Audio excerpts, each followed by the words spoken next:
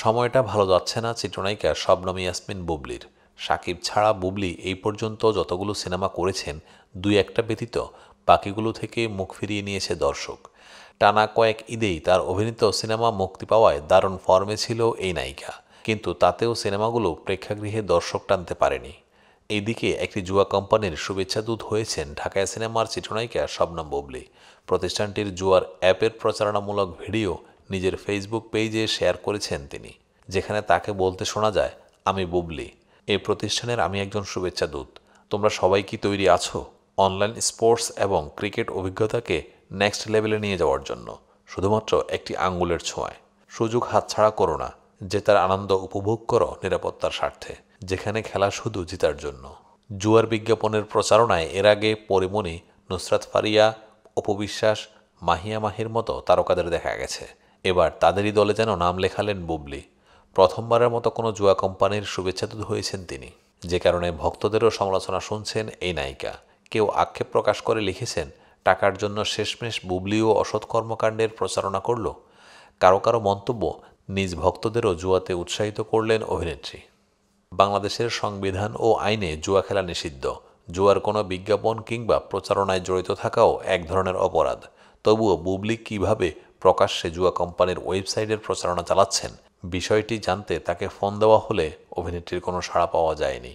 প্রসঙ্গত আসছে, ঈদে বুবলির পিনিক নামের একটি ছবি মুক্তি পেয়ে যাচ্ছে। এতে তার নায়ক হিসেবে থাকছেন আদর আজাদ। বলিউডের প্রাক্তন অভিনেত্রী সানা খান। ধর্মের পথে চলার জন্য বলিউড ত্যাগ করেছিলেন তিনি। এরপর মুক্তি আনাস সাঈদের সঙ্গে সংসার শুরু করেন এই অভিনেত্রী। 2023 সালের জুলাই মাসে তাদের ঘর আলো করে জন্ম নেয় পুত্র সন্তান। আবারও 1.5 বছরের মাথায় মা হতে চলেছেন এই প্রাক্তন অভিনেত্রী। খবরটি সামাজিক মাধ্যমে সানা নিজেই দিয়েছেন। নিজের সোশ্যাল হ্যান্ডেলে বড় ছেলের নাম উল্লেখ করে তিনি লিখেছেন, সৈয়দ তারেক জামিল বড় ভাই হওয়ার জন্য উত্তেজিত।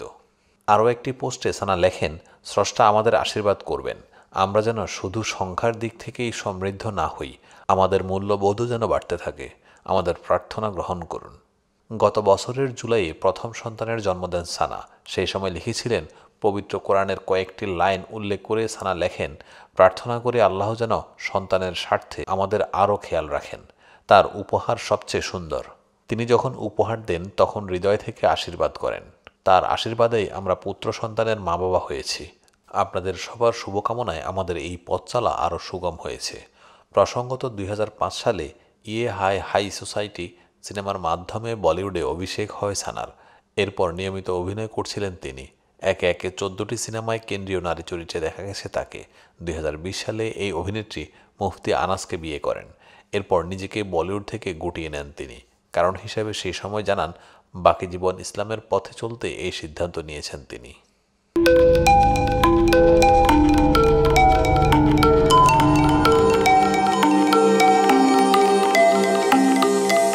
টেক টিভি, দেশ ও দশের কথা বলে।